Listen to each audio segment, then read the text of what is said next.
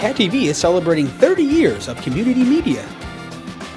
Help support Cat TV's next 30 years by becoming a member today. Your membership will help us continue covering meaningful, local content.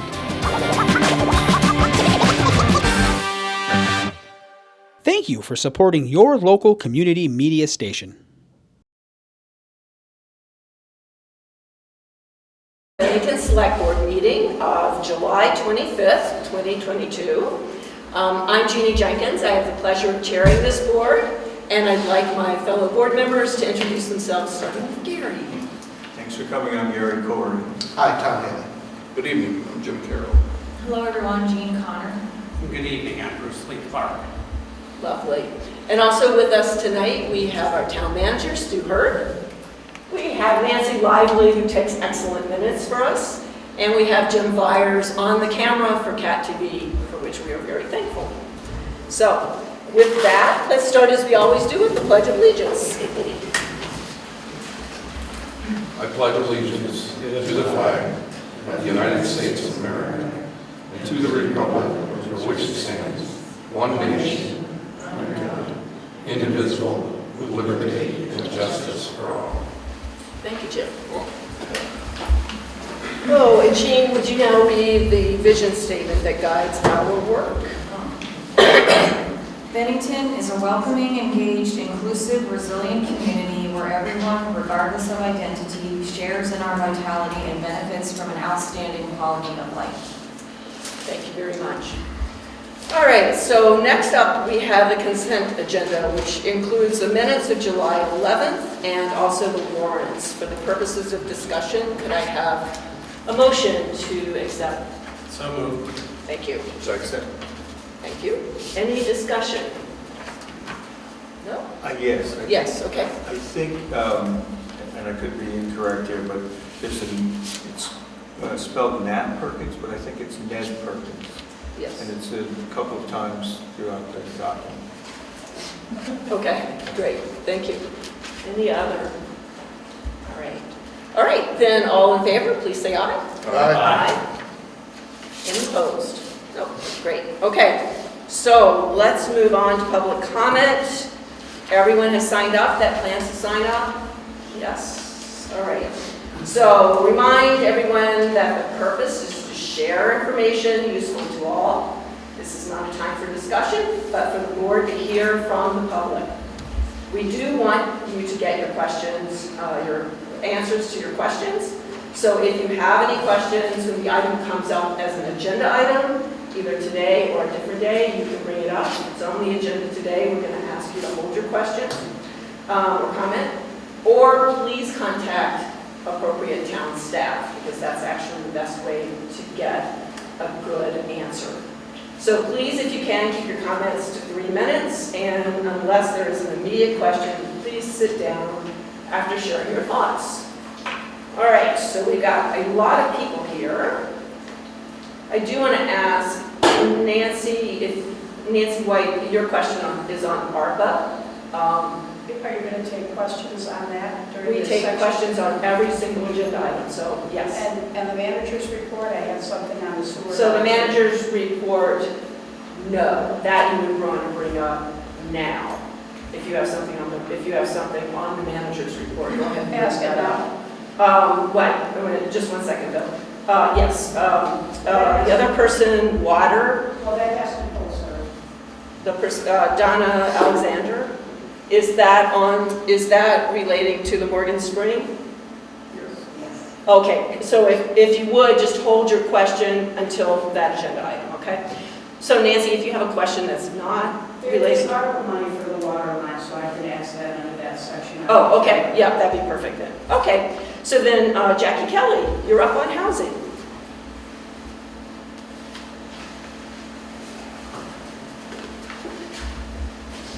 Hello, everybody. Oh, please, I'm sorry.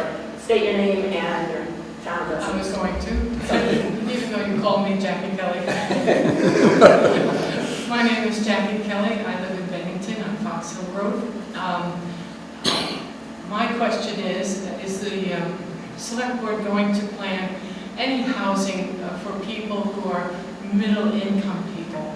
And the reason I ask this is because May and June, on both of the school board, all the school board meetings, the principals, one of their comments was, in all of the meetings, was that they didn't have enough candidates applying for school jobs because the candidates couldn't find appropriate housing. We're talking about people who, well, the bottom line for school teachers is $50,000. So a beginning teacher, even with a family, isn't making much more. And so I'm asking if the board could consider or think about planning for middle-income housing. And around the school would be great because, hey, they wouldn't have much of a commute and they'd be there on snow days. So that's it. Thank you. Thank you.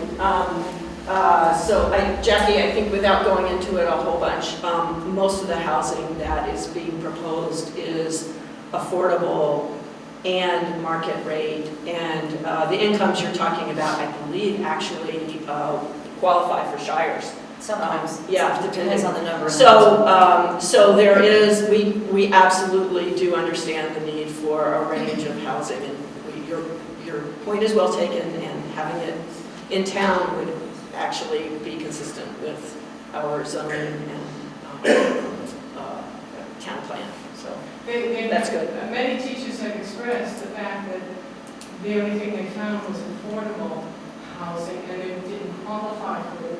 So I guess they need more, income than I should go here. Yes. I think, as I remember, Bruce, you were going to take a census of what types of housing that we had in Bennington and make that available to us, but I don't know if you had time to do that. I'll simply say I expressed the need for that census. I didn't say that I was going to be doing that census. Yeah, and Jackie, that was one of that came out of priorities for this year, so housing is definitely very high up on there. It's still on the list. Yeah, we shouldn't, we won't No. charge you with that, okay. Okay, so great question, Jackie, thanks. Bill Stewart, water. And this is not about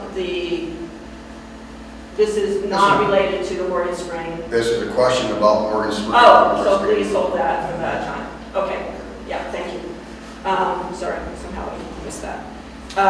Let's see, Ned Perkins on the Bloomsec Inn.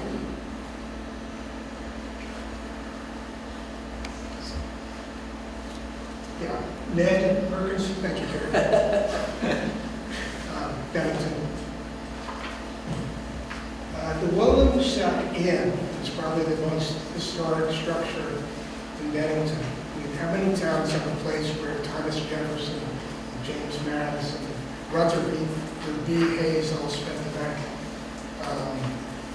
And, the Berry family has taken care of that for over 100 years. And they certainly had their own style, God bless them. But since Donna and Arlene have passed away, and I understand that the building is now in probate, my question is the town doing anything to help preserve the structure and, certainly secure it? Every time I go up there, I think it's going to be up in flames. So number one, secure it, and number two, find a creative reuse for it, or partnering with any, the Preservation Trust of Vermont or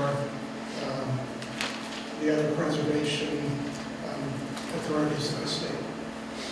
Thank you. I don't know if there's any quick to secure the buildings. It's actually the responsibility of the owners to do so. It is in probate, and that's all I really know about what activities are underway. Thank you. Deb, Parking.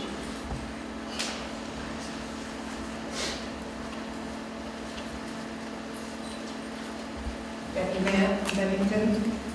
I understand the parking rules have been changed. It was my understanding that in order to open a business or a place that you had to do a study as to how many parking spaces were needed for that. And if you didn't have enough parking, you couldn't open the business. And have the rules changed? Well, I think Dan, that's probably a conversation Deb and I should have offline, because it's much more complicated than that, and it would take some time. Yeah. So I'm happy to have that conversation. Okay. It just seems like everything that seems to be going on, and there's not enough parking, not enough parking, not enough parking. So, Deb, if you would, Dan Muntz, the assistant town manager, can have a conversation with you about how parking figures into businesses opening. Was it part of the zoning? Was it changed? Yeah, it is part of the form-based standards. So with form-based standards, the way we think about it changed. So I agree, it's a big conversation. It'll take a long time, but I'm happy that we can schedule a meeting and just chat about it. Okay, so I think that's everyone that signed up to speak to something that's not on the agenda. Is that right? Okay, great, thank you. All right, so then next up is Prospect Mountain Snowshoe Championship. And Tim Van Orden is going to join us to, as I understand, just share some information about a potential event and its possibilities in Bennington. I'm Tim Van Orden from Bennington, and this is a two-part discussion question, I guess. Number one, first of all, thank you for getting me on the agenda in such short notice. I appreciate that.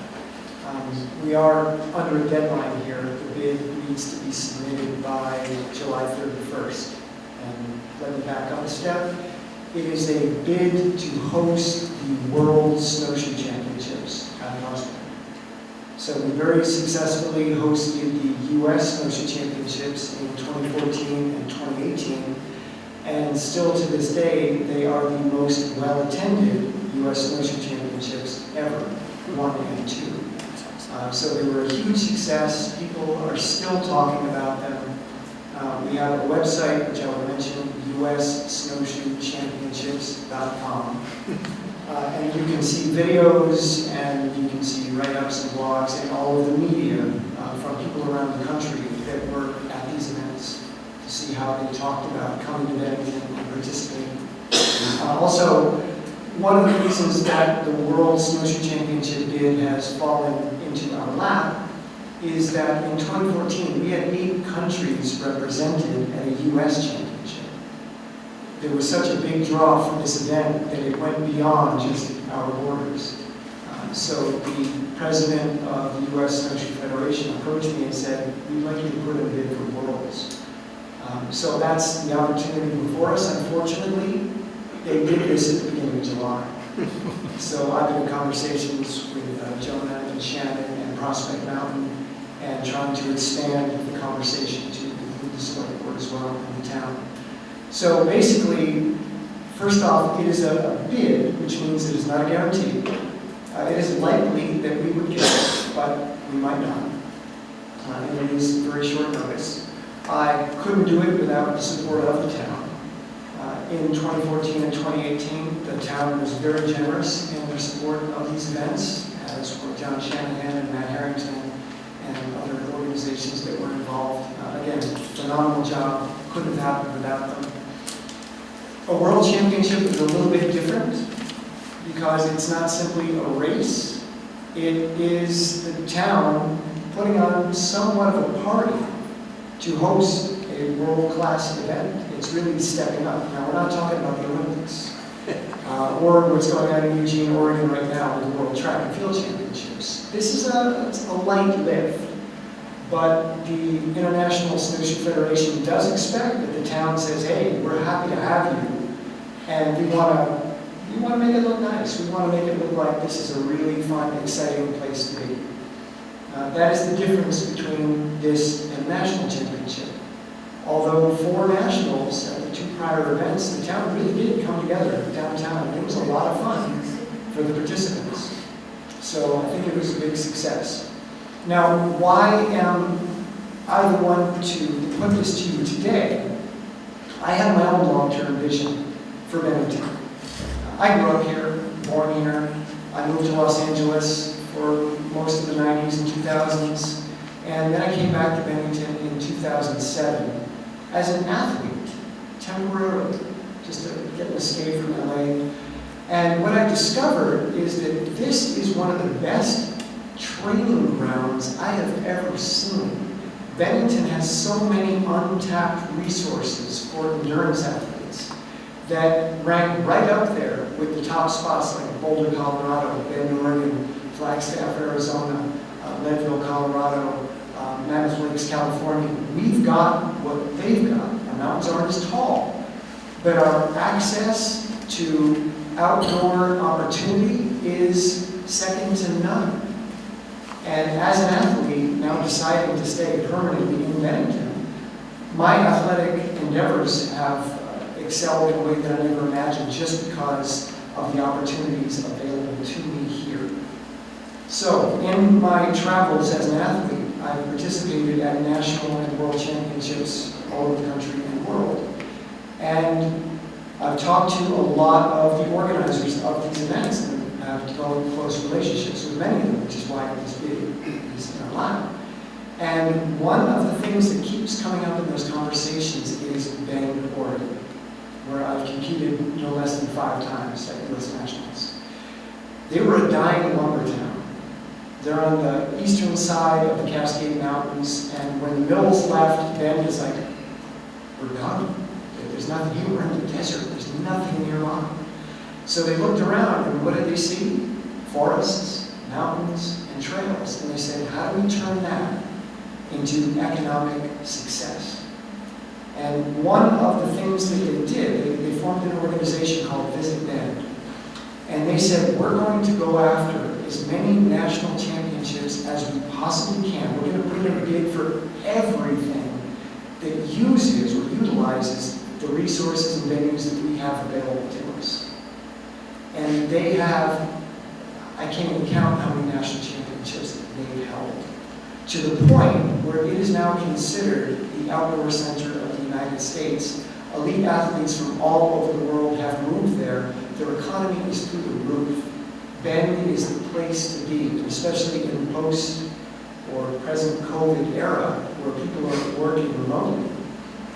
People are flocking to Bend and places like it.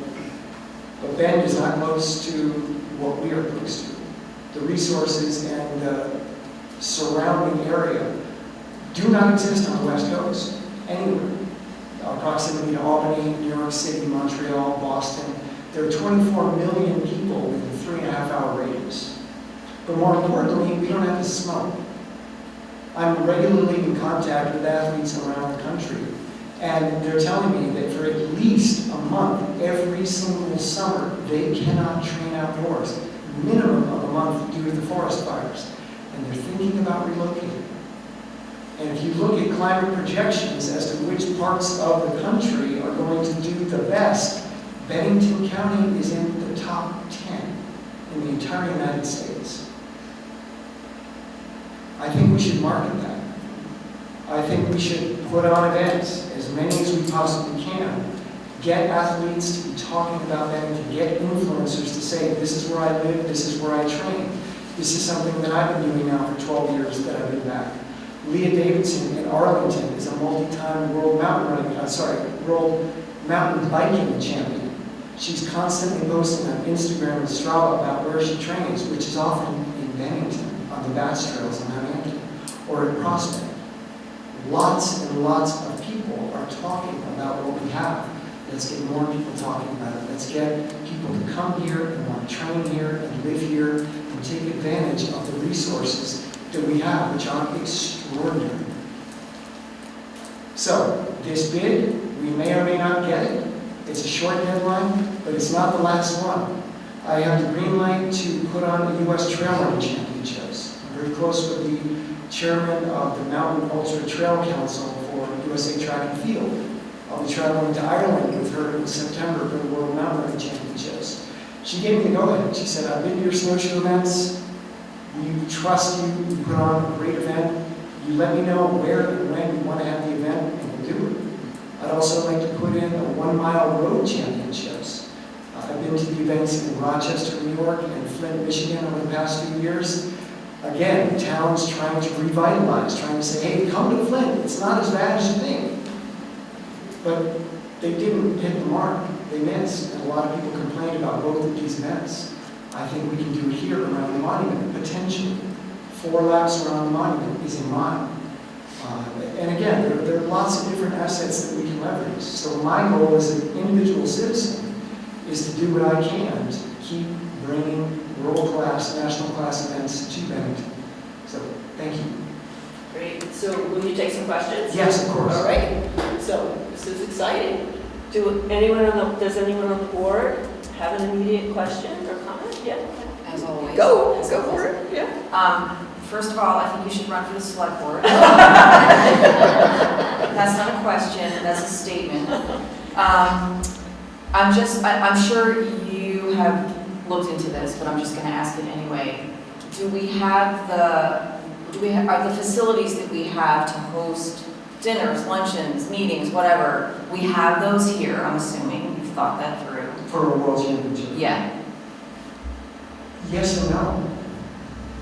In the past, we leveraged facilities that may not have been intended for this type of event, and they were transformed into facilities to host events. For instance, we had Star Electric, which was empty. Worked with John Shannon to turn that into the race headquarters. So racers, had a place to go to and hang out, and turned it into essentially a living room for the athletes in town as they went from restaurant to restaurant, got all the race information. That's probably part of the reason why they had such a good time. Yeah. So it was so homey and yeah. Okay. I guess long story short is that doesn't concern you at all. It doesn't. Okay. And just to give you some numbers, in 2014 we had 423 athletes, plus friends and family. We're estimating between 600 and 700 total people coming to town for the weekend. And hotels were full, they were booked. In 2018, I think it was 2018, we did it in conjunction with the Winter Brew Fest downtown. So John and Matt and I coordinated to make sure that was happening at the same time. So now these athletes could go to the Winter Brew Fest. So there was something going on for them to do. So to tag team a couple of events while everybody's here, while everybody's talking and blogging and on Instagram, was a great knock it out of the park kind of thing. So I do think we have the facilities and the resources. I'm expecting the numbers in the post-COVID area, minimum 200 athletes. Maybe we get to 300, which would be phenomenal because that is equivalent to the highest worlds that has ever been held, is around 300. Wow. Well, this is very exciting. There's no downside that I can see. And another upside that I thought was, if we were to accomplish your dream, healthy lifestyles would what's the word I'm trying to think of, spill over to the residents. So that's also a wonderful thing. So. Yeah, for instance, we have the Stratton Mountain T2 team as the crow flies 30 miles away. And you've got Jesse Diggins, a multi-time Olympic medalist, living 30 miles away. And many other women who made that Olympic team, as well as the men that are also there. And there are so many young girls in this area that idolize them. And they go to Manchester, oh my God, I saw Jesse Diggins at the bookstore. To get these athletes here and to inspire the community. I mean, the athletic legacy of Bennington is extraordinary. I don't know if people have really sat down to think about what we have here. We have Dave Jarecki, 2-time Olympian, Andy Newell, 4- or 5-time Olympian, Lincoln DeWitt, 2-time Olympian, Chris Lundy, multi-time national champion, myself, multi-time national champion, the wrestling team, Nicole Levette played in the WNBA, Shelly Addison played soccer, and on and on and on. Like, it's here, it's in the water. And if we can coordinate this, bottle it up, package it, and market it somehow, there's something. Yeah, and snowshoeing in particular is so approachable. It's accessible. I mean, I'm not an athlete, I can snowshoe. Yeah. So just real briefly, when I came back from California in 2007, I thought I was going to start Nordic skiing again, because I raced in high school and college. And when I saw how much the prices of equipment had gone up, I'm like, that's too big a barrier to entry. It's like $3,000 to get set up. So a buddy of mine said, well, try snowshoeing. It sounded ridiculous, but it's $100 for a pair of snowshoes or less, and you can go anywhere. And I fell in love with it just because of how accessible it was. You don't need to buy a trail pass, although I do encourage people to support Prospect, but there's plenty of other places you can go. And Dion Snowshoes is down the road in Powell now, we're in North Bennington. They're the best snowshoes made in the world, and they're right here, so to have them supporting these events is also, I think... Okay, I'm going to stop you so other people can ask questions, okay? Okay, my question was, what are you looking for from us, from the board specifically, specific as you can? Yeah, so first off, I wanted you to know that this opportunity is here. Number two, I want you to know what I'm up to, what my vision is. And again, I'm a private citizen, so my ability to get this off the ground is limited. So coordinating with state and local organizations and governments is absolutely essential. So what is the ask? I'm not sure yet. That's a conversation that we still need to have. So in 2014, one of the things that we needed to do, well, we got to make sure the roads are plowed. We got to make sure that people can get there. We got to make sure that things are easily accessible. It's winter. So we don't want people not being able to get to this event. That was one of the things. Also coordinated with downtown Bennington. Now, Saranac, was there a question? Saranac Lake held this event in 2017. They had a parade. Now, I don't know if Bennington wants to have a parade. That's up to the town. But it was a lot of fun. You had each nation represented in the parade, so it was like an Olympic procession with a flag from each country. It was a blast, and then the town had their version of, let's show you what Saranac Lake is all about. So they had a really interesting, culturally relevant parade to show off the Adirondacks and what they have. So that's another potential ask. What is the town interested in doing if this event does take place to kind of add a little bit? Questions down here? Well, I just want to say, your energy is just incredible, and I'm really excited about that and supportive of whatever we can be to help us be successful.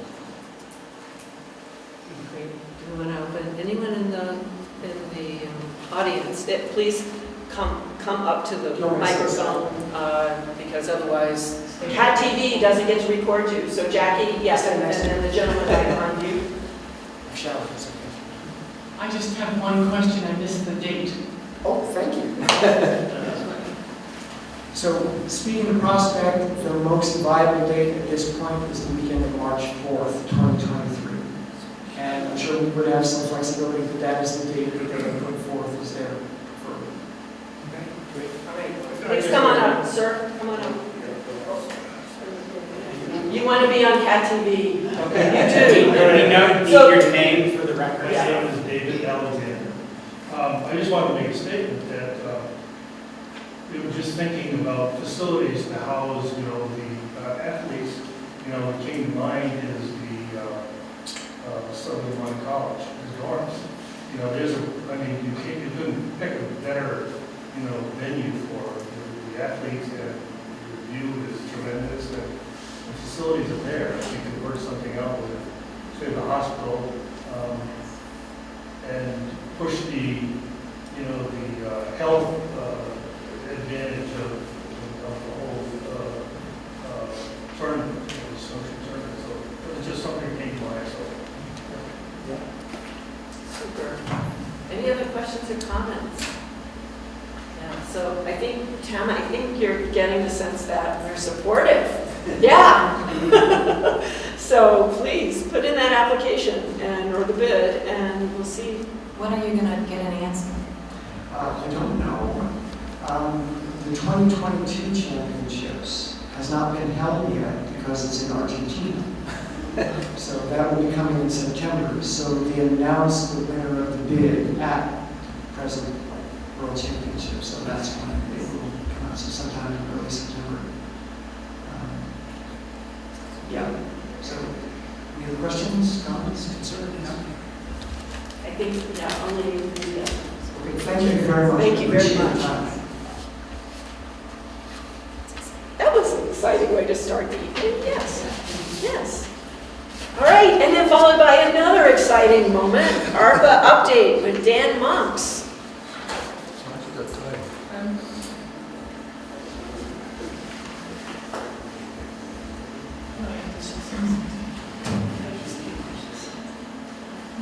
Just have a couple really quick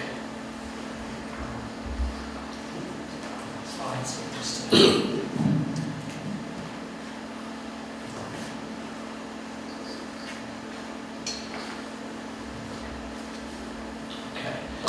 I am Dan Monks, Assistant Town Manager for Town of Bennington, and as we try to do fairly frequently now, we staff reports out on the status of the ARPA priority projects that the Select Board directed staff to pursue. And I'm going to have a very brief update today. Obviously, I'll answer any questions from the Select Board in the audience and stay as long as you want. But my words will be quick. I will say probably next month or early in September, we'll have a much more substantial update, which will focus primarily on Ben High and perhaps on the skate park. But I will update folks on where we are on those projects as well. But some real meaty, substantial decisions will have to be made probably in August and September regarding those projects. So at least with regard to Ben High. So more to come on those, but I'll give us certainly a quick update on those. I just want to point out for folks, if they're hungry for information about what's happening with ARPA, what are the projects, what's the status, at least generally. Jonas Spivak put together a great website. This is one of the slides, or one of the pages, the web pages that he created. And there's also, let's see, this one as well. Let's see. Get that a little bit larger.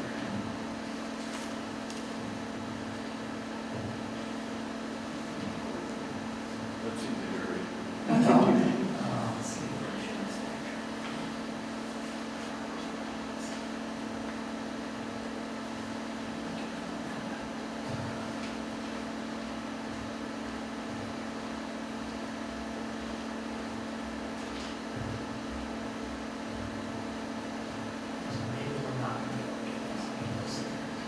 But in any event, this will, you can see this, the slide that I just showed you, and then below that, I know it's impossible to read from here, but there's much more detail about where we are in these projects, etc.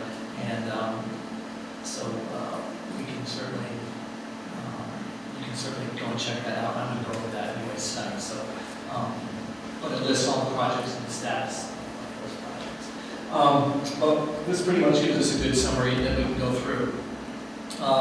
So just some, I talked about the history of the Select Board choosing these projects after a public process and identifying these projects. Also, just an update on where we are from receipt of funds from the federal government. We have half of those funds in hand. We expect the other half in the next 3 to 4 months to come in. So we'll have received all the funding by probably the end of September or October. So we'll have it in hand, and we will be we'll have fully funded from about the $3.9 million that we expected from the federal government. So that money is flowing in. Quick update on the projects. Several of them are complete, or almost complete. The White-Berg study, which was an initial study to help us develop these priorities, that's done.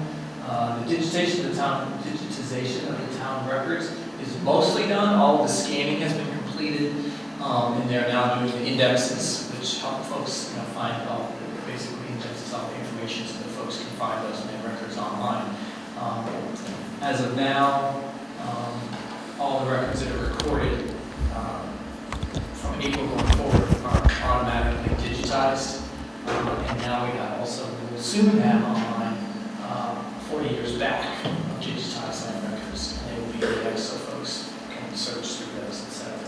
So that will be, in the next couple months, we should go live with that.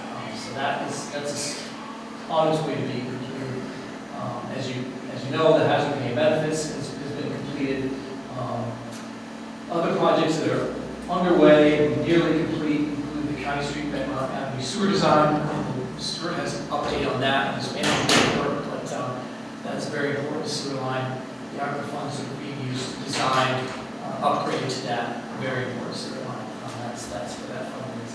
Also, we all know about the lake that forms at the intersection of South Street and Union Street. We have a downpour. In fact, just the other day we had our first lake of the season there. We have to close down the road to traffic. Cops have to keep people going through that intersection, etc. So it's more than an annoyance. It's really an issue that has become more and more of a problem as climate change continues to impact us. We are doing a study on that problem. We hired an engineer who's installed monitoring equipment in that stormwater system so that we can model it and understand exactly what's happening when it gets overcharged with more water than it can handle. And the ultimate outcome of that study will be to propose one or more alternatives to at least mitigating that problem. We may not be able to solve it completely, but if we can go from 5 times a year to 1 time a year that it floods, that's a win. We just don't know until we do the modeling.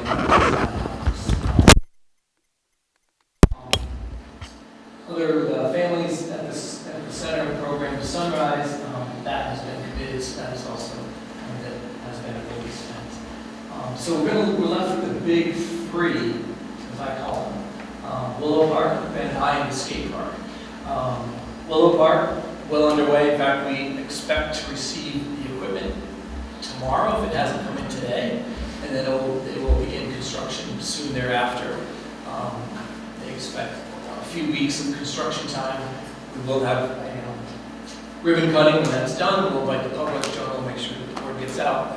But that project has gone so far remarkably smoothly, mostly due to the stellar work of Paul Danzer, our facilities director, and Mark Sawyer, our working foreman. And they've done a really great job of coordinating that, and we're going to start to see actual construction probably next week, so that's fun. And then the last 2 are the biggest as far as expenditures are concerned, and that's the Ben High redevelopment and the skate park. Quick on the skate park, you folks last time authorized the folks we're working with on that project to go out and solicit bids and proposals for a design. They think they're very close to selecting a designer to proceed with that schematic design. So I'm hopeful in the next month or so that process will begin, and we may even have some schematic designs to look at in 4 to 6 weeks. That timeline can't be certain about because they haven't contracted with the new designer yet. They do want to move forward as quickly as possible to keep the momentum going in that project. And finally, the biggest project we're working on, and perhaps the most challenging, is the Ben High redevelopment project. And just a quick status update on that. We bid for and selected an architect, which we are working with currently post on architecture. We also bid for and selected a construction manager, which, if we do proceed with the project, would be responsible for making sure that that project gets constructed. Basically, they're a general contract, but they're much more. They do the cost estimating, they solicit all the subs, and they guarantee a maximum price that we would sign on to before beginning construction, which is important for us to know exactly what we're going to be getting into before we start. So that construction manager, Engelbert Construction out of Colchester, has been contracted. We just signed the contract today. So we have a construction manager and an architect on board. We also have to hire some design subs, including structural engineer, mechanical engineers to help us with the HVAC system, etc. And we're very close to bringing those on board as well. So we're well into the due diligence phase of designing, doing schematic designs, and starting to put together enough information for our construction manager to do a very detailed cost estimate, so we know exactly, within reason, anything can change, but we should know pretty well in the next 4 to 6 weeks what we're looking at for our cost. Now, obviously, we did preliminary cost estimates before we started this project, but as you know, the market construction market has been exceedingly volatile, so there's some angst there as we try to figure that out. We're hoping that the numbers are in at a reasonable level so we can proceed as we had hoped. And again, schematic designs, cost estimates, we hope to have those for you by the end of August, if not early September. We plan to do a very robust presentation, probably a separate meeting distinct from the select board, so we have plenty of time for folks to look at boards and for our architect to do a presentation and for us to talk about the schematic designs and get comments, etc., and also explain the likely cost of the improvements so that everybody will have that. After that presentation, and after receiving comments from the public, we would then ask the select board to say, how do you feel? Do you want it? Are you comfortable moving forward? Yes, no. If you're comfortable moving forward, we'll contract with the construction manager and the project will be underway. And if you remember, just for folks, I know that this has come up a few times, the Bennington project is really 2 projects in one, or maybe even 3 projects in one, really depending on how you look at it. It's a 100,000 square foot building, 30,000 square feet of that building, the town of Bennington is programming and committing to renovate. The balance is 70,000 square foot, and we will be looking to Shires Housing, most likely to facilitate that project. It's about 39 units for that portion of the project. It's 70,000 square feet. They have also coincidentally hired also an architecture under a completely separate process, so actually some synchronicity there, hopefully. In our portion, as you remember, it concerns building space for Meals on Wheels, our senior center, and the YMCA. So all of that is in our 30,000 square feet, and there's also a significant balance of that space, which we call workshop space, and our flex space will be working with other partners, and we're looking in meeting with and discussing with other folks how we might program that space with other community partners. But we obviously haven't made any final decisions on that because we don't have schematic design process in it yet, but we're working through all that. So that's a quick overview of where we are. Kind of the big next steps is we'll be back for you with regard to Bennington and the skate park very shortly, probably 4 to 6 weeks if all goes well. That's all I have. I'm happy to answer any questions you might have about the status of these projects. But if you want to kind of keep up with what's happening, check out the website, and we'll update it probably every 30 days or so folks can see where we are. Okay. Yes, so select board, I'm going to look at this end. Anyone down here want to start? Because otherwise Jean's got a question. Surprise, surprise. Jean! Just 2 points of clarification. When we look at the design, we're only going to be looking at, we're not going to be looking at the Shires piece at all. We will not. Okay, I just want to make What sure. you will be looking at is the design for the 30,000 square feet that the town will be renovating and programming. I just want to make sure Yeah, that's clear. that's absolutely accurate. Okay, and then, I don't know a whole lot about construction, but there's always a contingency in a contract, and I'm assuming that would be the case here as well. We will have at least 10% Okay. in the contract to cover unexpected costs. Right. Yes. Which there always are. I have never done a project that didn't have unexpected costs. Now, sometimes you also get unexpected savings. That's much less frequent, but it does happen. You can remain hopeful. Yes. Okay. Thank you. Great. Any other questions from the board? No? Any questions from the public? Yes, Nancy, please come up.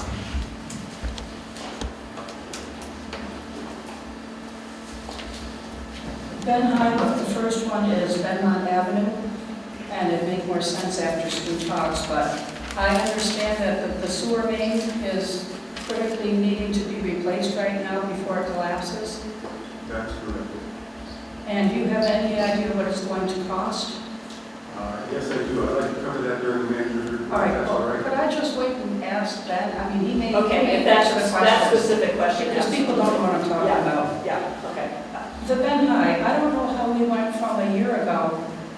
The gym was supposed to be finished, and the Y was going to lease it and rent spaces to other nonprofits, to now, the town has been dragged into I think we're getting in way over our heads financially. You're buying a building with I guess it's $2 million in ARPA money. It was 1.1, now it's up to $2 million, or have they not done that yet? Why don't you ask your question, Okay. Nancy, and I'll try to answer that. I don't think the town of Bennington is responsible to buy a building to house all these county, regional, and out-of-state nonprofits. I support these groups. Never even heard. How much are we paying just to buy the building and the land? And if we're going to lease it for 30 years, how do we sell 70% to Shires Housing? I keep reading about how the architect is working with the partners to make sure they're happy. Well, the citizens, this is another thing that we've been totally left out of the loop on. There's a meeting tomorrow at the senior center during the day. Well, I don't know how the taxpayers can go because we're going to be at work.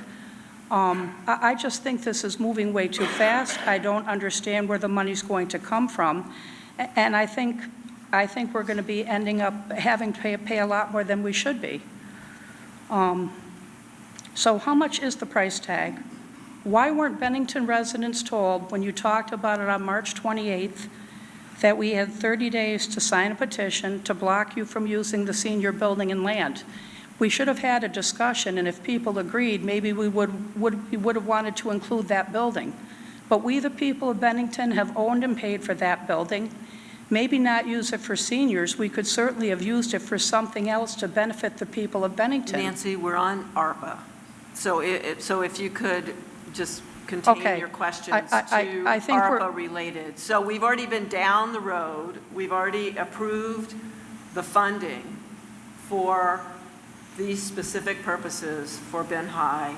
So the questions that we're addressing right now are ARPA project spending. Okay, well, I'm very concerned. Dan will say, how much is the cost just to buy the building and land?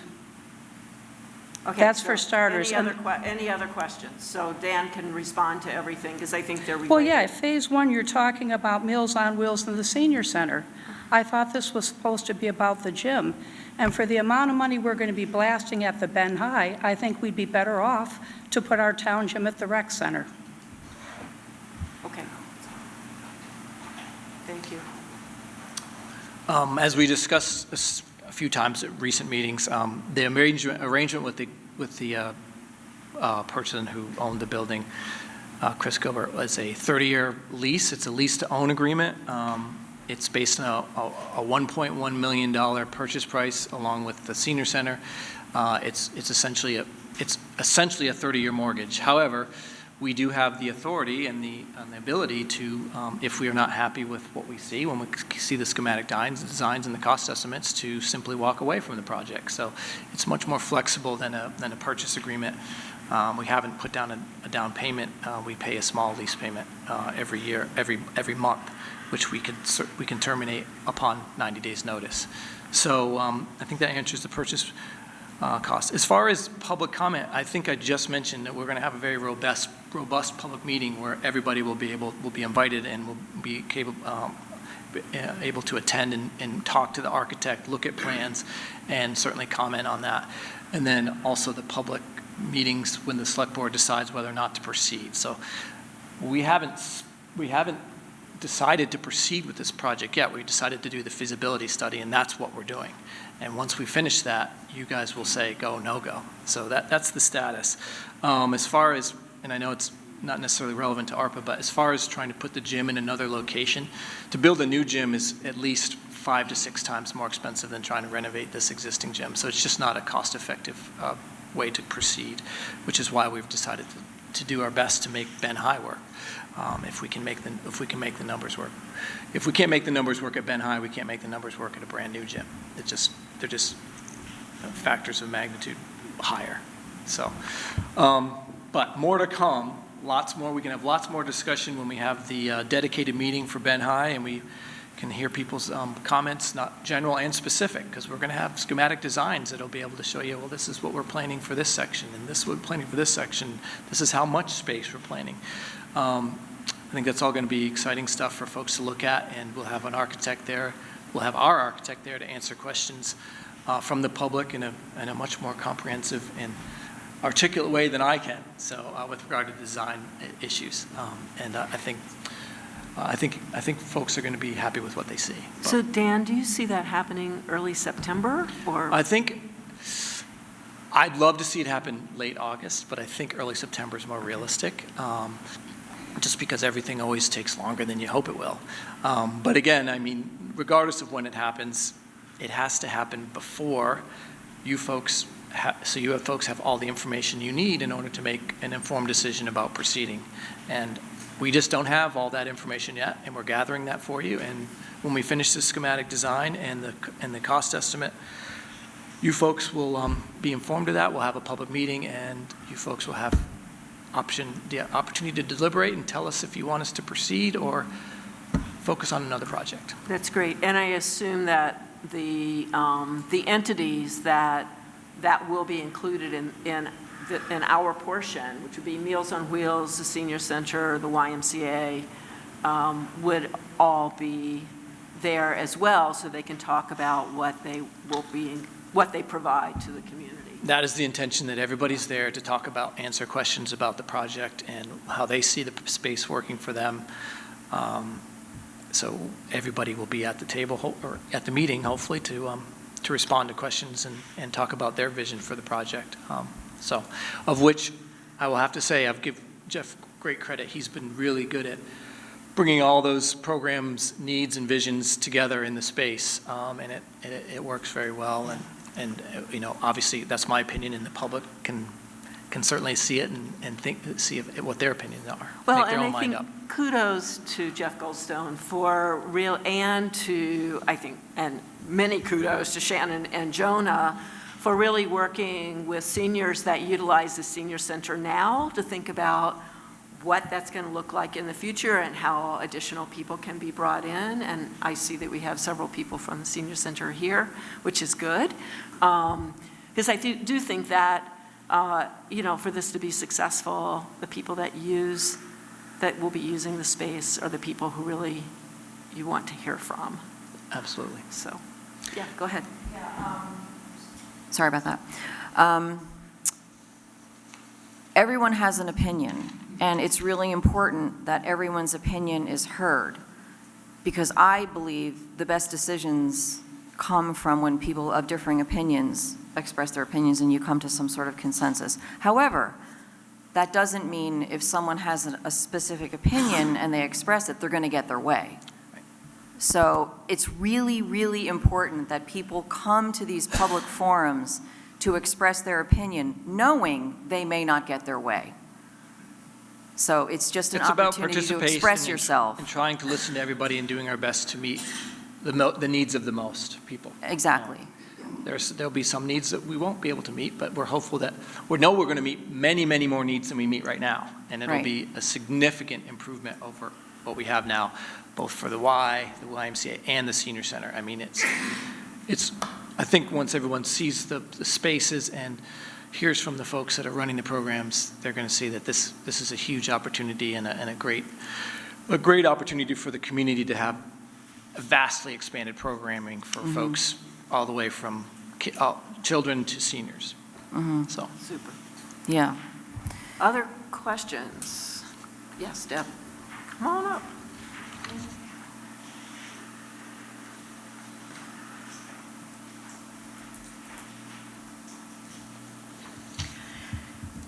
I would like to know if I could get a hard copy of this. I'll be honest with you, I'm not very computer savvy. So Okay, when you so you tell just me need- to you go need to print online it and out. get it, it's tough for me to get it. it's And all I- down on the town office now. Okay. Somebody else can. And I don't have a printer, so if I could find it, I couldn't print it. We can print you this chart and all the information on that website. Okay. on that webpage. And I'm still concerned that the skate park and the Ben High development is still under one total. And Dan, do you want to address why it's still? If there's any other questions, I Yeah. can try to address. And from the last map that I saw, the Y got more space, and I don't know why. That's what we haven't seen yet. And The map that we have not seen We have not yet. even seen that So yet. I think hold that question, okay? Hold it for the public meeting. hold that question for the public meeting. We haven't seen any maps at all. Well, I'll let you look at mine if you like. And I would like to get a hard copy of the square footage that we currently have. I think Joan can help you with that, yes. Well, he offered to take a tape measure with me and go measure, so, I mean, I can do that, but I'll tell you, to calculate the square footage is a challenge for me. And I was wondering about the existing building, where it's going to end up with the guy that currently owns the Ben High building. Is that something that can be done without coming to the public for vote or something? Or can the town just? So I mean, Dan, why don't you address that as part of the Anything else? Nope. lease? Yeah. So I'll take them in order here, and if I miss something, you guys can remind me. So the reason that the skate park and Ben High are combined is we don't have hard cost estimates for those. Now, admittedly, we think that the Ben High project is, with construction costs and soft cost, design, permitting, et cetera, for phase one is probably about 2.5. So if we wanted to, we could say 2.5 and 5, 2.5 for Ben High, 500 for skate park, but we don't know how those numbers are going to come out, and we may decide that we need more for Ben High and less for the skate park, and vice versa.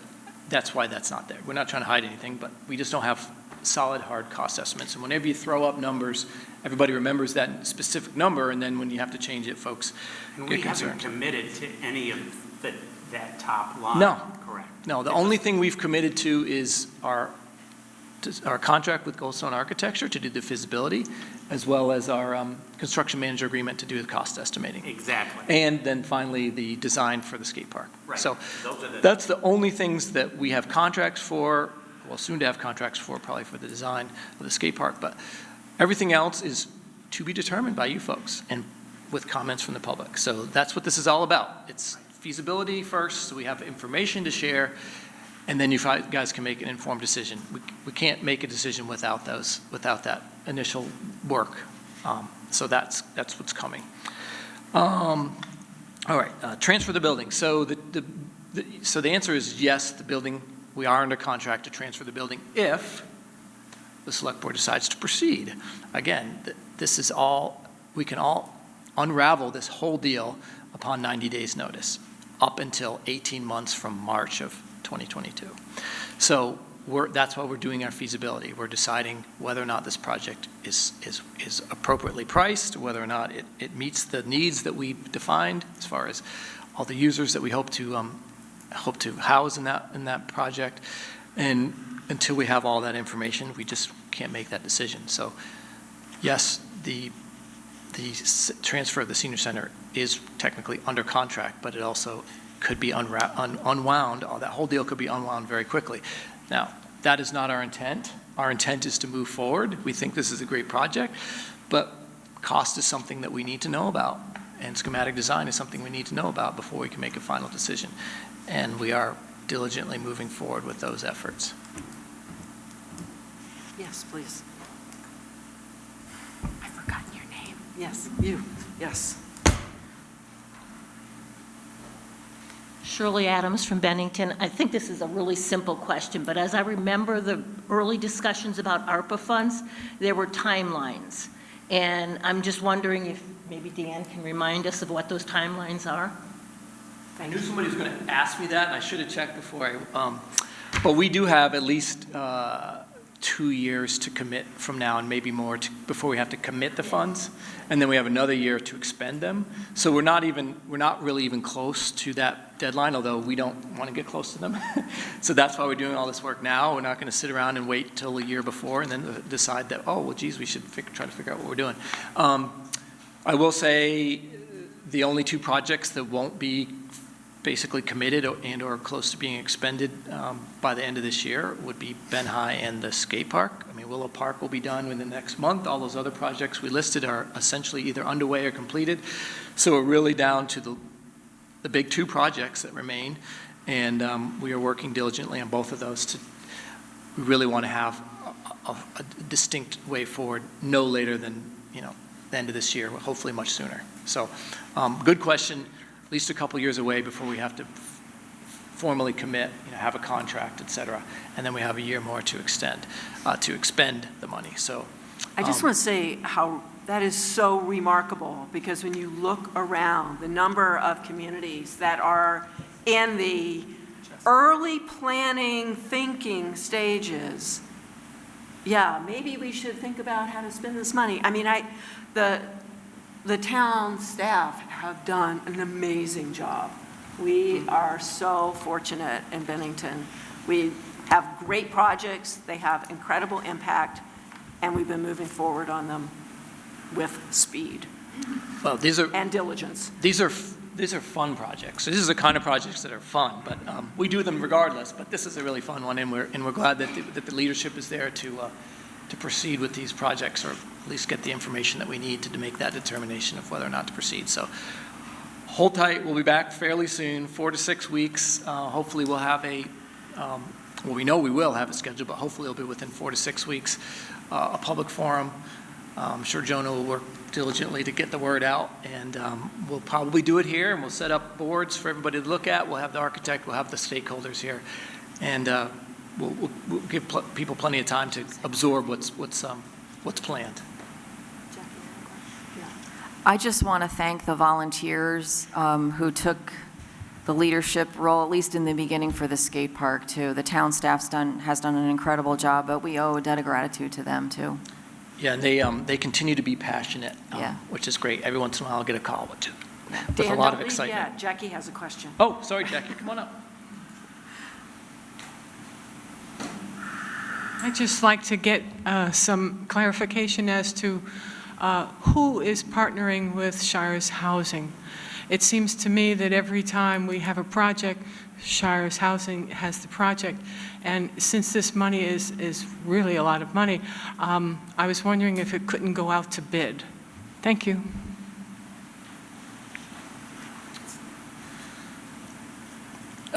So Shires is the only local agency, organization that is capable of acquiring a large portion of ARPA funds that are dedicated to housing.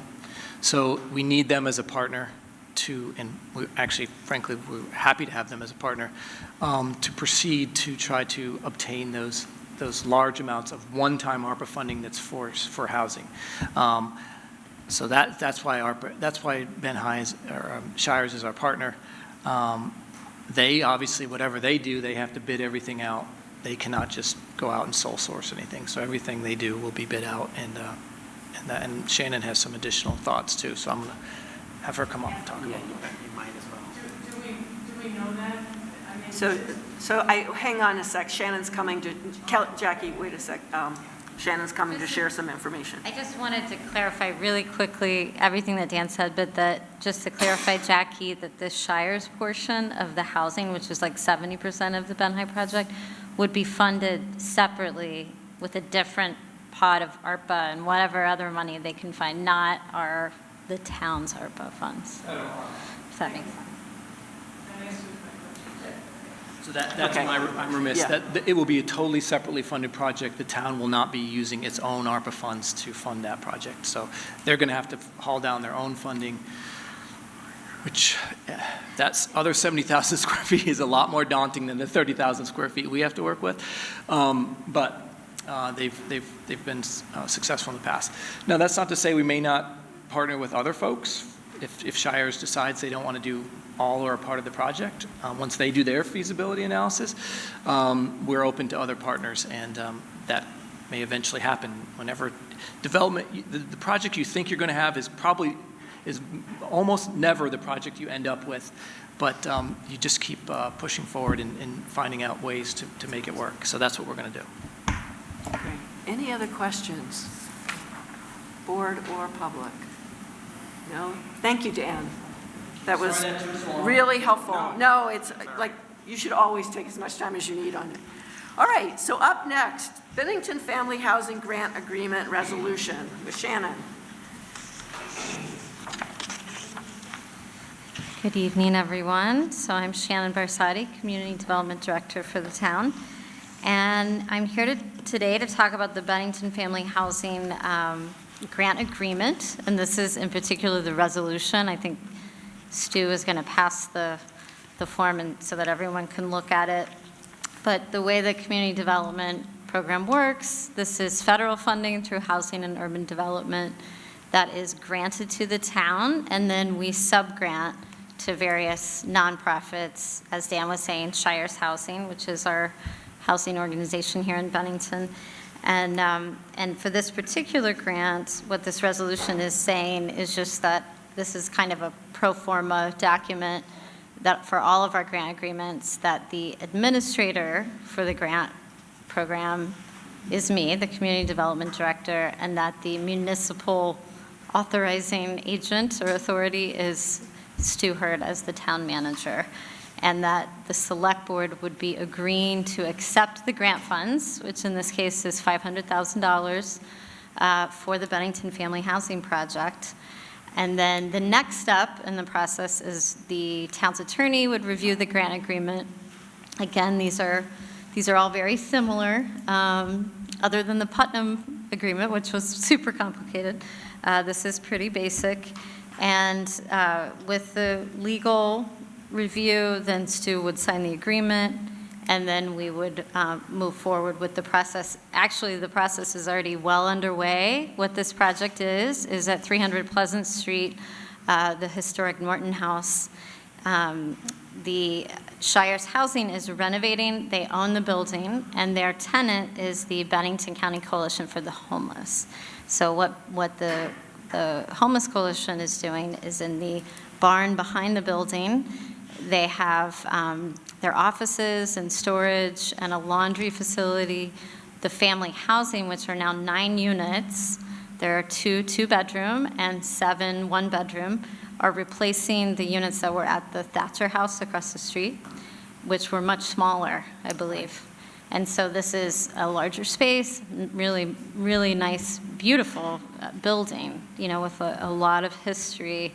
The Norton family were a famous family of potters in Bennington, and so the building is actually on the historic register. And part of the process of the development, they found a lot of artifacts that have been donated to the state and to the Bennington Museum. There are even, historic doorknobs that are porcelain that were manufactured in the Norton factory. So it's a really, really beautiful building and a beautiful renovation. And their timeline, they're hoping to be completed by September. Right now, they have a partial certificate of occupancy for the barn. So the Homeless Coalition is starting to move in their things. They're really excited to have a new space. So Shannon, do you need a motion from us? Yes. Yes, okay. Bruce, you look like you want to do it. Yes, I would be happy to move that we approve the grant agreement resolution that was provided for us, and that we all would agree to sign it. Sorry. Any discussion? Any questions for Shannon? No? Public, any questions for Shannon? No? Okay. All right, well, let's vote. All those in favor, please say aye. Aye. Any opposed? No. All right, great. So we'll sign this as it goes down the line. Wonderful. Thank you, Shannon. All right, so next up, Morgan Spring Public Access. So this has been a long-standing discussion about whether the groundwater at Morgan Spring should be free to public access. And this came up the last meeting in the manager's report and then spilled over into the Bennington Banner. And so today we want to begin the process to look at all the questions that are out there, the 4 that are sort of the simple ones, or the most obvious ones are, not simple but obvious, are health and safety, liability, fairness to ratepayers or taxpayers, and the logistics. So, as I said, this has been going on for a while, and there are some members of this board that have been active in this discussion for 5 or 10 years. Tom, I'm looking at you. I think you're on the 10-year end, as Jim might be as well. 17. and 17 years. Good, okay. So you might take the cake.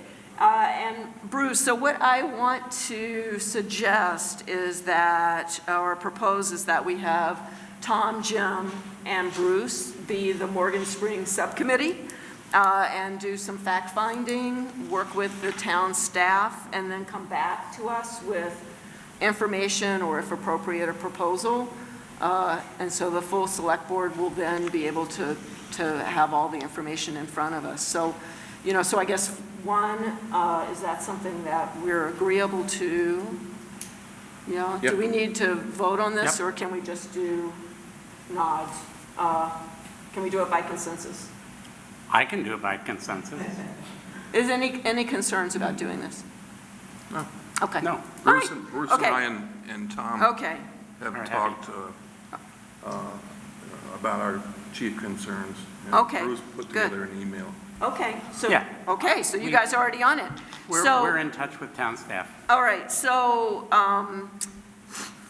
let's start this process then by saying are there any people on the board right now who want to raise any questions or concerns that they want the subcommittee to be aware of? And then we'll move to the public for that same, and we'll include town staff too.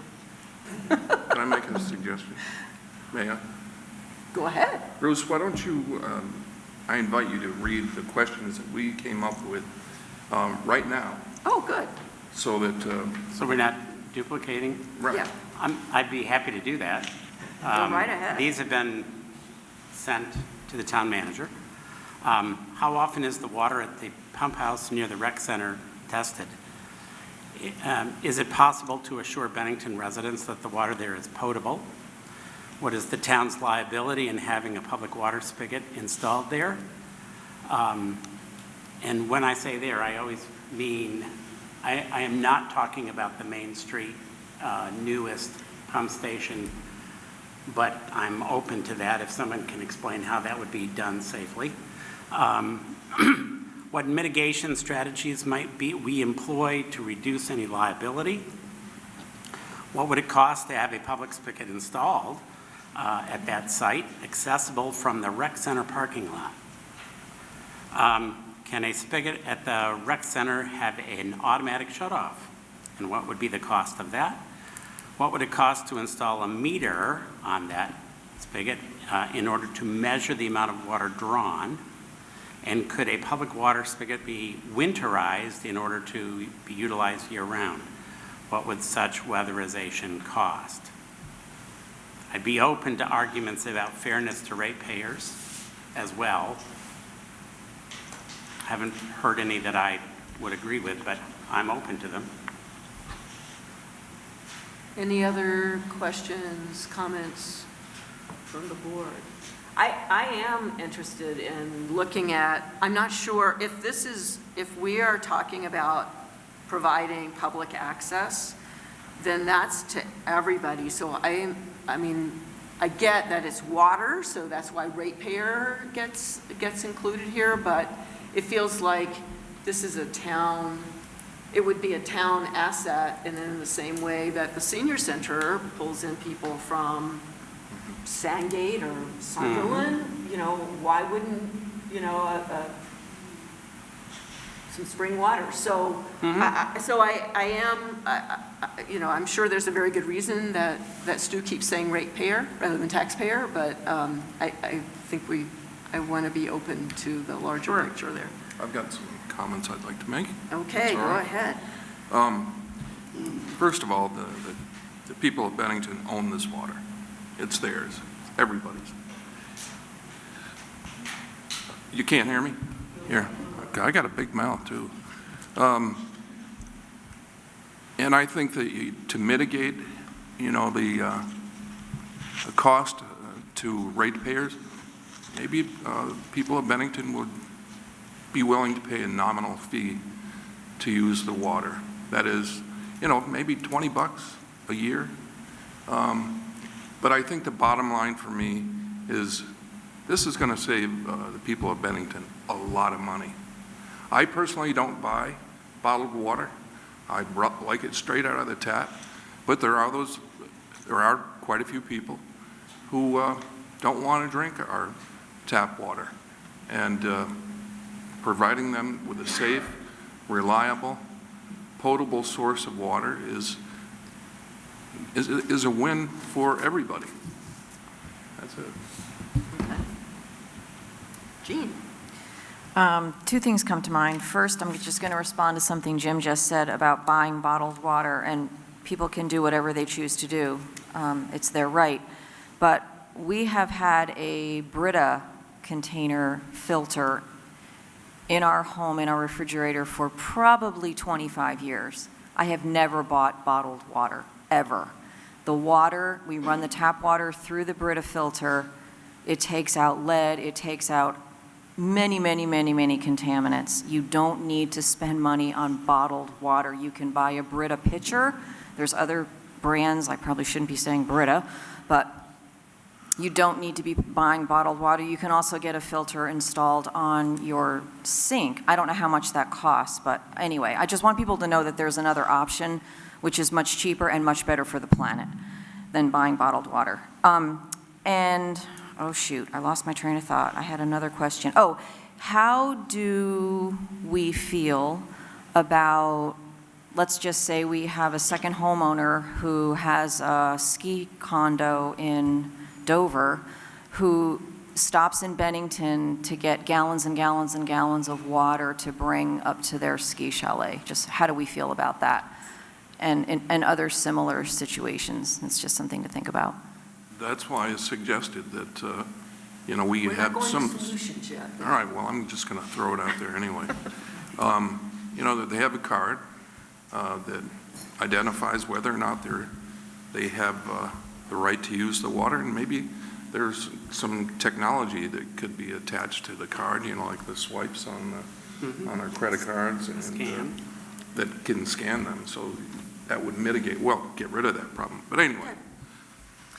All right, other things that we should be thinking about. So we're not trying to resolve this today. All we're trying to do is to give the subcommittee a group. Stu, go for it. I have to. You have comments. There are really two issues that we're talking about tonight. One, is it possible from an engineering perspective? And two, do we give it away for free or do we charge for it? I'm sorry. The first question is it possible from an engineering perspective? The second question is, how do we charge for it or not? I'm not going to talk about whether we charge for it or not. The board already knows I'm opposed to giving away municipal water when the structure and the delivery system that we build will be built with water funds, should we build it. We've done some preliminary work already, working with our engineers at MSK. Morgan Spring does not flow into our system by itself. It must be pumped. Morgan Spring, as it's delivered to the current delivery station, runs through an infrared disinfection system before it enters the trucks. It is then re-disinfected when it is delivered to the plant. Any municipal system that offers a spigot to the customer is a public water system. And from what we understand, a residual disinfection product must remain in that water as it's delivered to the customer. So we can't get Morgan Spring water out of Morgan Spring without disinfecting it. We currently use infrared for the delivery to the trucks. If we were to offer it in a spigot, more than likely we're going to be working with chlorine, because you're going to have a residual disinfectant. Infrared does not stay in the water once it runs through it. So when you have water sitting in a pipe, it's going to have some form of chlorine in it in order to be delivered. Now, there are possibilities that you could have a disinfection system that is sort of on demand. When you test the water and you find that there's a problem with it, you turn on your disinfection system, and it provides that water with the disinfection system in it. But that would require most likely daily testing at the spigot that we're talking about. You're most likely going to require a structure, because you're going to have a pump, you're going to have a disinfection system. Depending on where you locate it, you're going to have to run a pipe from the current Morgan Spring pump house to a location. And when you talk about trying to run it to the rec center parking lot, you're trying to run it essentially down to the rec center and then out to the parking lot, either over or under the current Morgan Spring overflow, which is a 36 diameter inch pipe that runs underground from Morgan Spring down and surfaces just under the Safford Street Bridge. So that little brook there is the overflow of Morgan Spring. So our concern is this: one, it's a public source. Two, in order to reduce liability, and I know that was one of the committee's questions, and that was one we had thought about too, you're going to have a residual disinfectant, which most likely means you're going to have to chlorinate it before it's discharged through the spigot. If you're going to go through all of that, why wouldn't you just either use a Brita filter to remove the chlorine and the lead if you're concerned about lead, although there is no lead in the Morgan Spring water? Why wouldn't you just drink it from the tap with a Brita filter? Initial estimates to construct something along this line run from a low of $50,000 to a high as much as $125,000. So I got past the issue of whether or not I believe that water should be free. But those are the kind of cost range we're looking at. I'm not saying it's a bad idea or a good idea, but I think it's a technically difficult idea, and I don't think you're going to achieve what people had expected they would achieve, which is being able to drink pure Morgan Spring water from a spigot. It will not be pure Morgan Spring water. It'll be Morgan Spring water, but it'll be disinfected with chlorine. And if people still want to move in that direction, then tell me to do so. But I will try to put together answers to all your questions, Bruce. These are just preliminary discussions with our engineers. We have had some preliminary discussions with the state. We are a public water system. It must get a permit.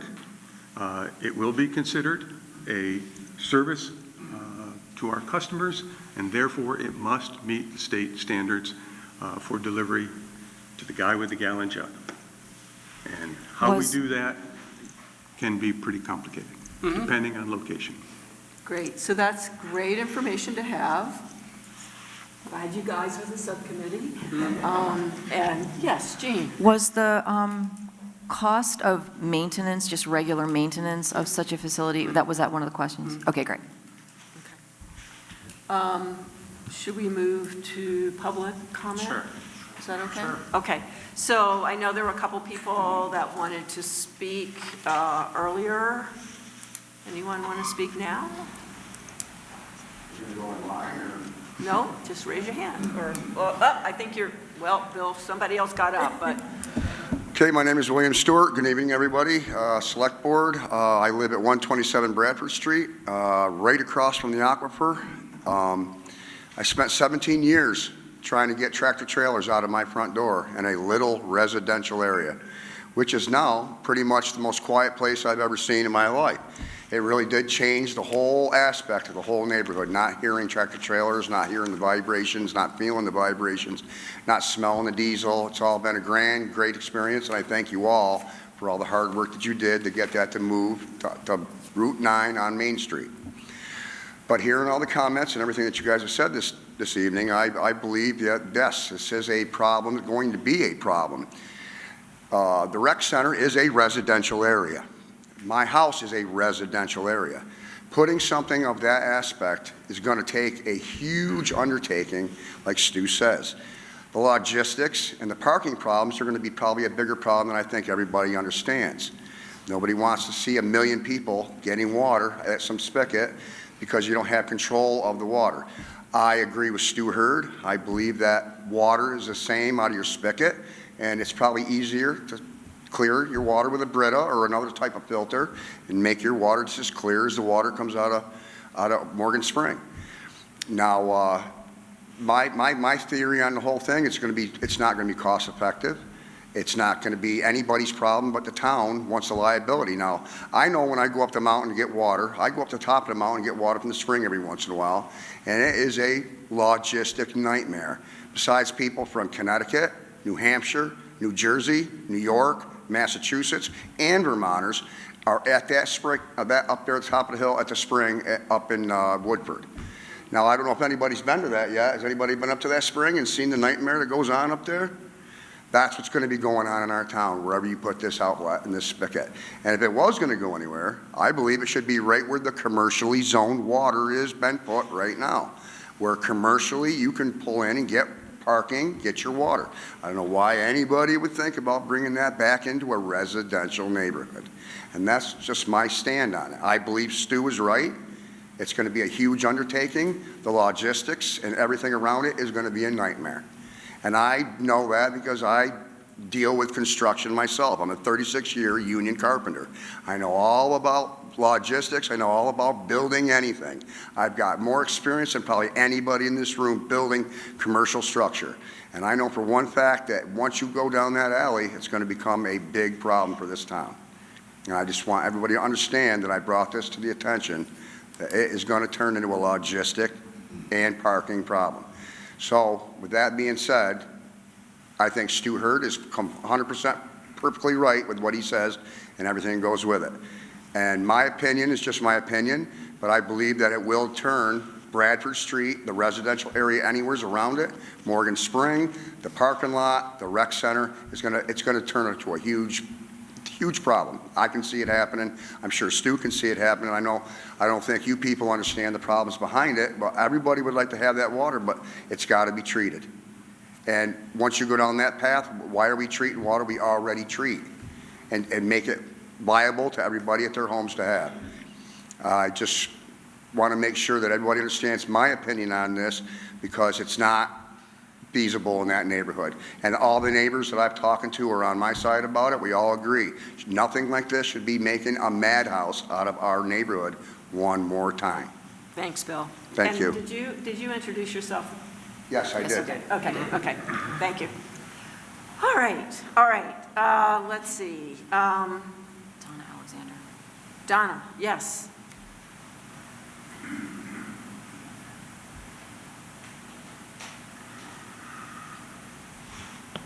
Hi, my name is Donna Alexander.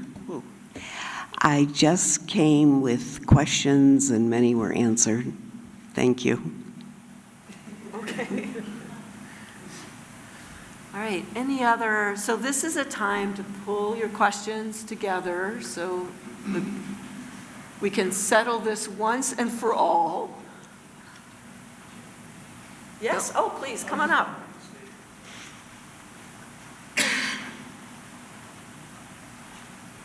I'm still Dave Alexander. I think maybe it would be helpful if maybe something was put in the banner in regards to what Stu has just said. I think there's a lot of people that are under the impression that, you know, they can get water and it hasn't been treated, so there's no chlorine in it, so they think they're getting spring water off the mountain. And I think if it was put out to the public, I think maybe you would answer a lot of questions that people have. Because you hear this in the background, people talking, and you know they don't know why you can't do it. So, I mean, Stu is just. As luck would have it, we have a banner reporter here in the room. I didn't hear what you said. There is a banner reporter Jim sitting right there. Jim, Well, there we go. hi. There we go. So. I'm assuming the banner will Yes, fund something at some point. Yeah. It's entirely possible. I mean, like Stu said, if you've got to treat it and you've got to chlorinate it, turn it on at home, really. So anyway. Yeah, thank you. Any other questions for the group or comments? All right.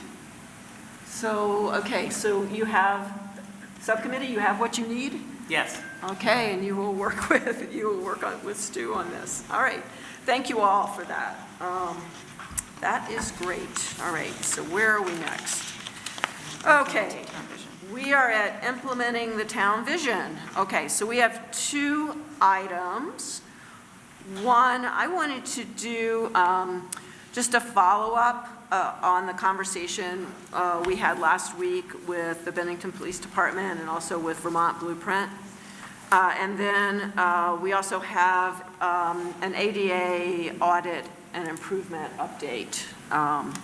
So let me start with, we had, I think, a remarkable, some really remarkable presentations at our last meeting. Both Todd Salversvold, I think I did that right, from Vermont Blueprint, and also Chief Doucette and Lieutenant Grandy from the Bennington Police Department.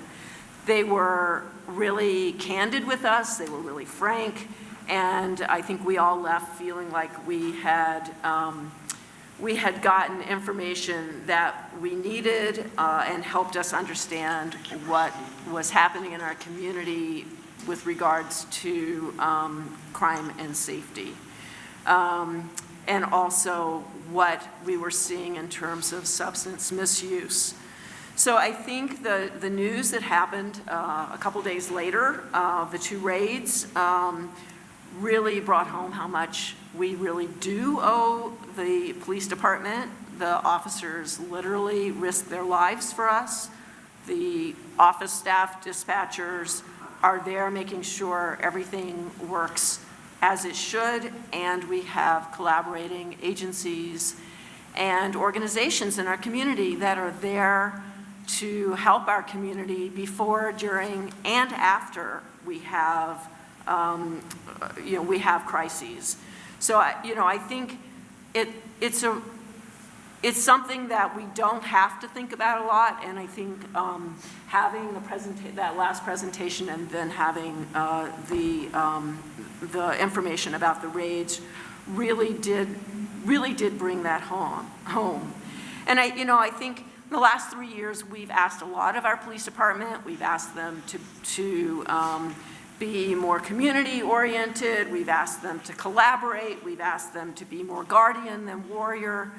And we've also asked them to run toward danger when we need them to run toward danger.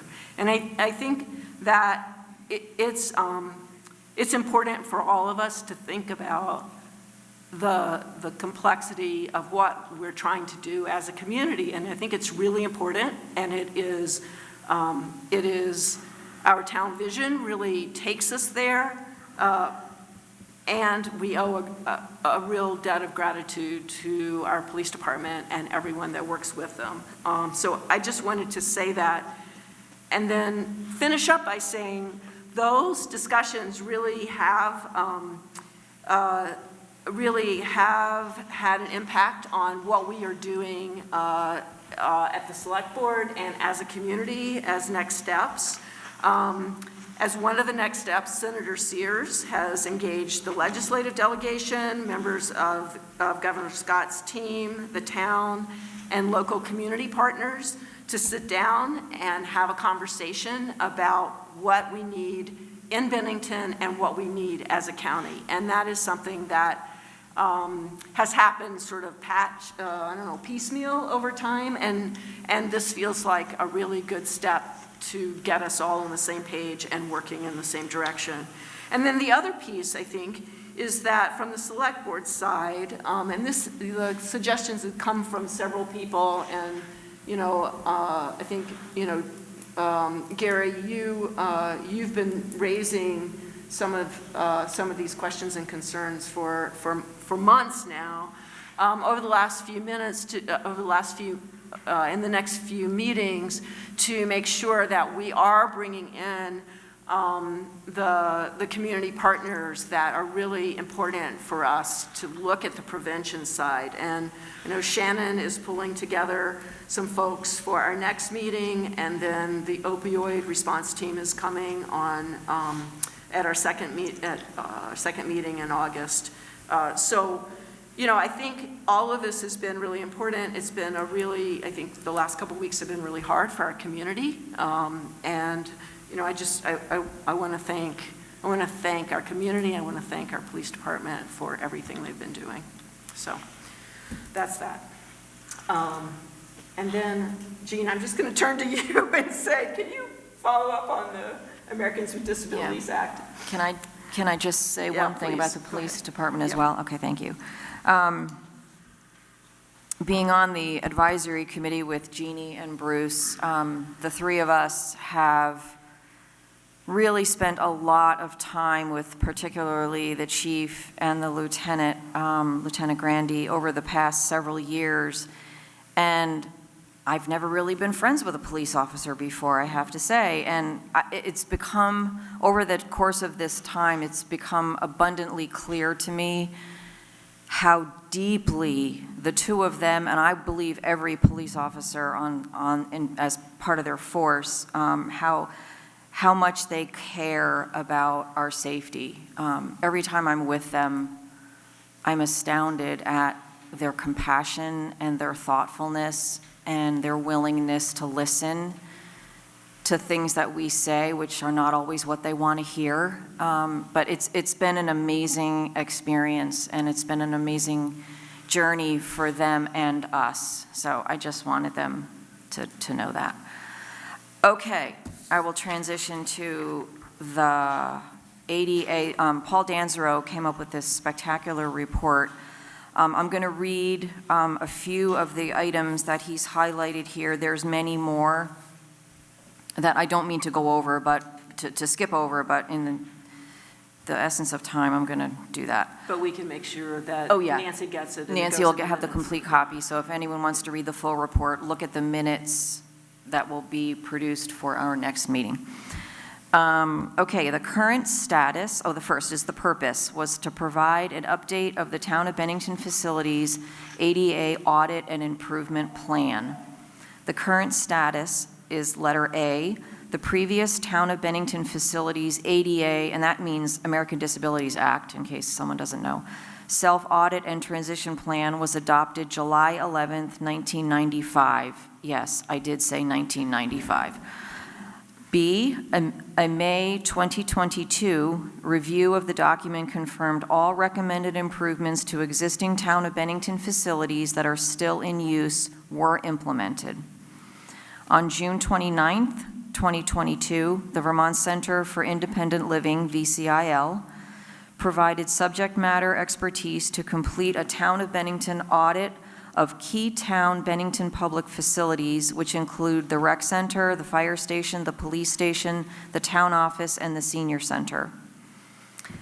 Letter F, there's a few in between that I skipped.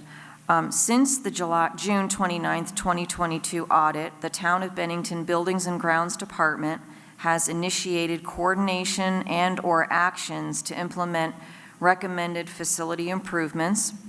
Letter G, in the next 45 days, a written Town of Bennington facilities ADA and inclusivity plan is to be drafted. The plan will implement goals, objectives, and specific actions for each facility using the June 29th, 2022 audit notes and VCIL July 12th, 2022 as the basis for the document.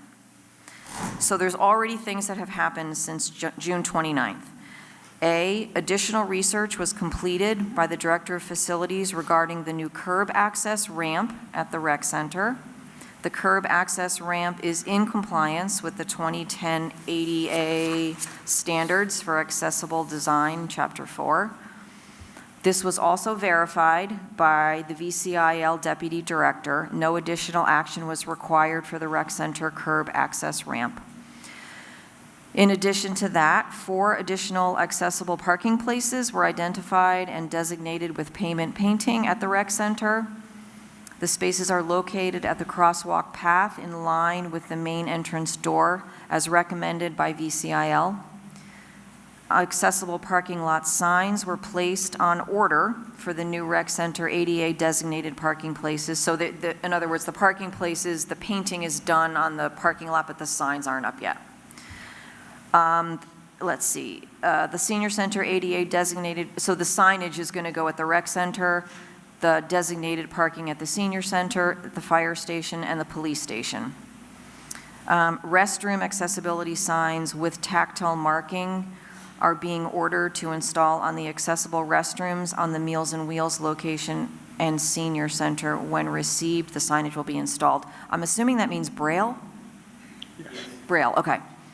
That was a lot, but I'm done.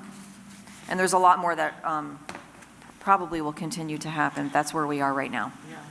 So Paul Danzero has been fantastic. Yeah, truly. Working on this.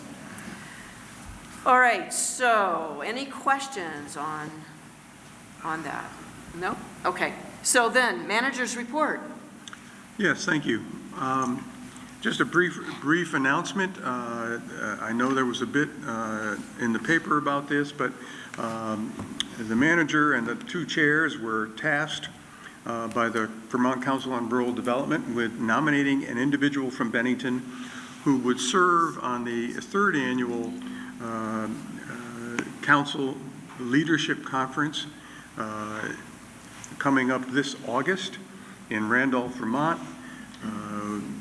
The two Jeans and I got together and thought that Mike Cutler would be an ideal person to represent Bennington at this conference. He basically has agreed to serve, and we are very pleased that he will represent Bennington, given his knowledge, his involvement in the community, and his general wonderful attitude and personality. I think he'll be a great individual for us in the conference. The question about the Benmont Avenue County Street sewer. This sewer is a 15-inch diameter sewer. It is very old. It carries probably anywhere from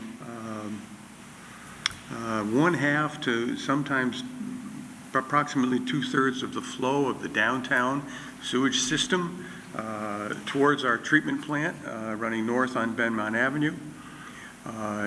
We had a break that occurred back several weeks ago, and we discovered at that time, and we did a very quick repair because we discovered that the sewer is actually collapsing. It is now kind of oval in its shape due to its age and the amount of traffic that Benmont Avenue carries over time. So initially, we thought we could just simply replace the section that had collapsed. We have decided since that time, after filming the sewer line, that it needs to be replaced. We are going to replace it with a 24-inch diameter PVC main, I believe. It is a fairly complex undertaking. I think Nancy had a question about the cost. It will probably, depending on what we are able to do with our own staff, run in the $1.1 to $1.6 million to do the total replacement. We will start at the intersection of Depot and County Street, and then it runs down to the west to Benmont Avenue, turns to the north, and runs down Benmont Avenue.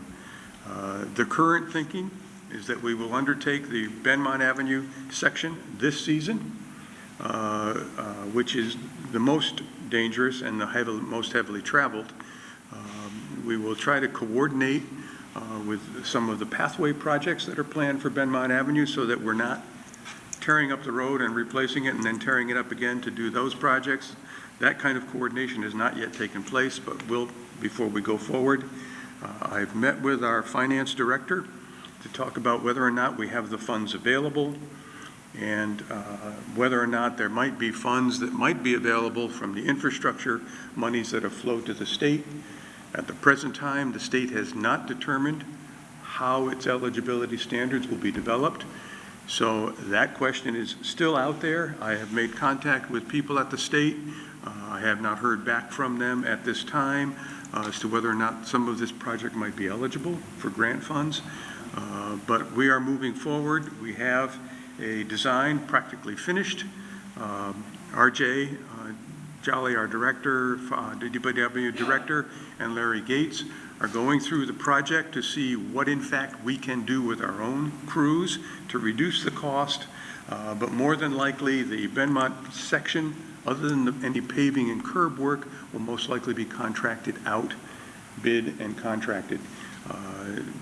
We are going to be working in the same trench that the current sewer is located in to avoid any of the, what we expect will be a lot of hard heads, large rocks that are underneath Benmont Avenue and that whole section of the community because frankly, Bennington sits on the river bottom. There is a lot of glacial till beneath our streets. So we'll be working in the same trench. It's a complex job. We will most likely use fund balance monies. We have approximately $5 million in fund balance in the sewer fund. And as my finance director pointed out to me with some pride, this is why we've been budgeting for depreciation. This is exactly the reason. We have an emergency and we think we have the funds and the capability to take care of it without going back into the budgets, into the ratepayers to ask them for additional funds. So we plan to move forward. I just wanted the community to know what's coming. We will most likely, as I said, focus on only the Benmont Avenue portion this fall, summer and fall, and then work on County Street the following year. Jean. You said it turns north on Benmont? Yes. How far down Benmont? I can't tell you the lineal footage right off the top of my head, but it goes a fairly long way before there is some newer sewer line that it connects to. Just curious.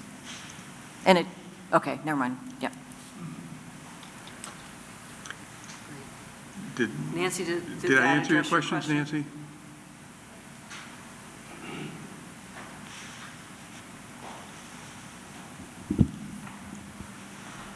I just wish we would put some of the ARPA money for this. This is a real need, and I would, with another $24 million worth of projects, we could get hit within the next year or three or four other things. So I would hate to see us empty out that sewer fund we have and go into the hole when we got that unexpected $4 million. I think at least $1 million should be going towards necessary water and sewer needs. Thank you, Nancy. Thank you, Nancy. This was one of the projects that was in the projects developed by staff. At the time, we thought that we had more time. Unfortunately, soon after setting the priorities, the break occurred. We discovered we've got a problem. And I'm still hopeful that the state might come through for us with some grant funds to help us with this particular project, but we don't know that yet. And then the last thing in my report is the board, as you know, over the last several years, you folks keep asking, how come we don't have a mechanic on staff at the DPW garage to potentially save us monies in repairs to our vehicles? We have been taking your comments seriously and been working over this time to develop a job description and talking with a lot of other communities that do have mechanics and what they ask of them. We are looking to create a fleet manager's position. This will be a supervisory position. They will have supervision over all of the other employees and how they handle and maintain their vehicles, so that we will develop a schedule for maintenance, for inspections, for all of the things that you would think a homeowner would do with their own vehicles. We will be doing it. We've done it in the past, but it's been kind of haphazard because we haven't had anybody who would focus on it. And this person will also be a certified mechanic, certified to work on the biggest of our vehicles should the need arise. It does require that we purchase some equipment for the facility. It does require that we hire someone with certifications and experience. So we're estimating savings of around $82,000 a year. We think we're going to probably pay this individual somewhere in the range of $70,000 to $75,000 a year. So in a sense, it's a break even, except for the cost of benefits and those things. But the savings may in fact be more depending on if we find that this kind of a scheduled maintenance program reduces long-term repairs or surprise repairs where we find hoses breaking in the middle of Northside Drive and we have to respond, those kinds of things. So we're not quite finished with the job description development or our cost to set up shop. When we have those for you, I'll send them out to you, but we are going to be moving forward with this position. Thank And that's you. all I have. I think from all of us, yes? Yeah. Yes, well done. Yeah, that's great. It's really great to hear. So, no, during manager's report, there aren't questions. We held Nancy's question because it directly pertained. So, Rose, I'll catch you after the meeting, okay? all right, so upcoming agendas. So we have bike and pedestrian pathway update at the next meeting. Yay, which we're very excited about. Is there a possibility we can do a site visit to the rail trail beforehand? Yeah, we can probably do that. Just coordinate with the construction Okay, company. and that would be open to the public? Yeah, so it would be open to the public. Yeah. Yeah. Obviously, open to the public to make sure that there's no active equipment. Okay. That day. Okay, that would be great. I think we would all appreciate that. So, so that's coming up the August 8th, and also presentation from some community partners. I'm afraid to say which ones because I've been wrong so many times recently. So from community partners, and then on August 22nd, the opioid response team and their new manager should be joining us, which will be nice. Anything else we know about coming up? Okay, all right. I think that's it. So, other business. Nothing for me. Okay. Okay, well, I'm up again. Let's see, vote in person or now, vote on August 9th. And the Thursday Night Live performance this week is a drum circle person. His name is Otha Day. And I've never seen this person, but apparently he's incredibly famous in the area. I don't know how I've missed him, but if you have some sort of a drum, bring it. It's participatory, great for kids. He has many, many drums, so don't think if you don't bring your own drum, you won't be drumming, because that would be wrong. You will be. So anyway, everyone should come down to the splash pad Thursday night, 5:30 to 7. It's free. Yeah, they've been amazing. That's it.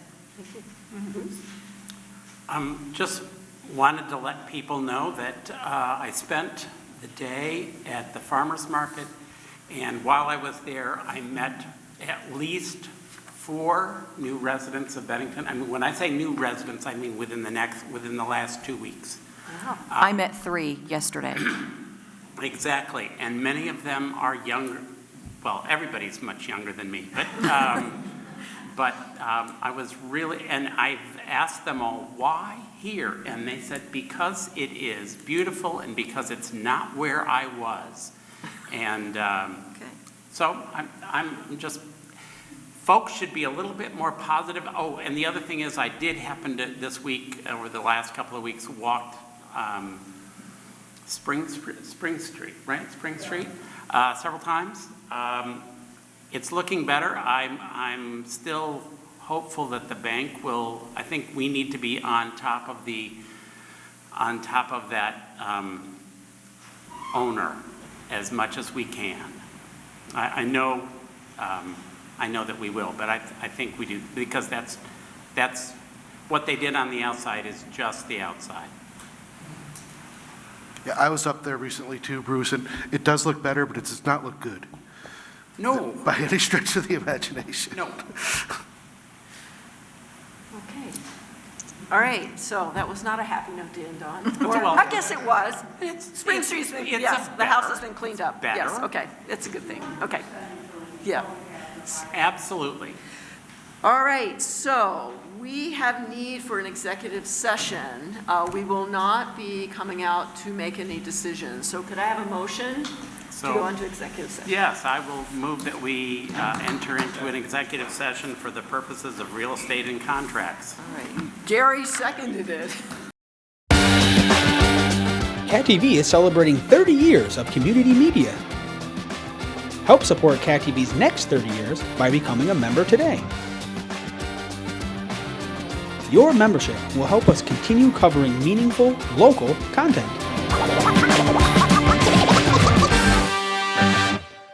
Thank you for supporting your local community media station.